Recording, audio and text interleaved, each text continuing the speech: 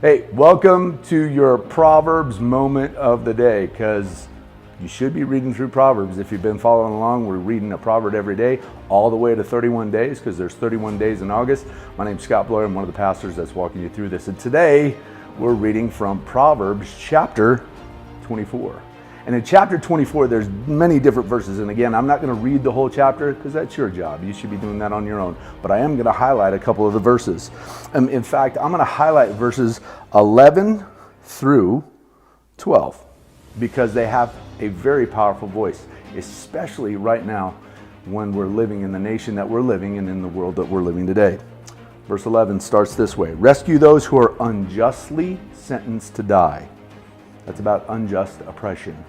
It goes on and says, save them as they stagger to their death. That means we're not supposed to sit and watch. We're supposed to get involved and do something when it comes, again, unjust oppression.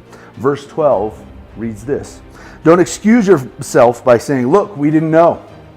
For God understands all hearts and he sees you. It goes on to say, he who guards your soul knows you knew, and he will repay all people as their actions deserve. See, God knows if you really didn't know or if you did know. See, because he's able to see what is concealed in your heart and in your thoughts and in your motives. God is concerned with those that are being oppressed and those that are poor. It's important that we take a look at that. Then, if you go on and you look at verses 30 through 34, it again talks about life and life choices. So if you start with verse 30, you'll read, I walk by the field of a lazy person, the vineyard of one with no common sense. By the way, I want you to understand, lazy or sluggard or just moron, I'm sorry, no, it doesn't say that, is actually used 14 times throughout Proverbs. But it says, I walk by the field of a lazy person, the vineyard of one with no common sense. Someone who wasn't doing their job. Verse 31, I saw that it was overgrown with nettles and it was covered with weeds and its walls were broken down. They hadn't prepared their field to be planted nor harvest. So it was covered with weeds and the walls that were there to protect it from animals and other things were falling down. Verse 32, then as I looked and thought about it, I learned this lesson. See, we can learn things by observing the world around us, not just always reading books.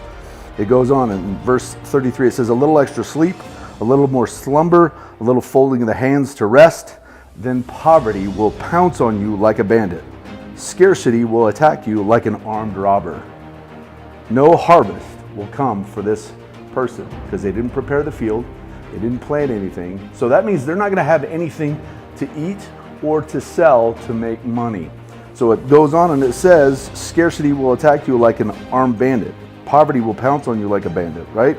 Poverty will overtake you if you sit around and do nothing. We should always seek to do something when God gives us the opportunity to do something. Hey, this is your Proverbs moment. Hope you have a great day.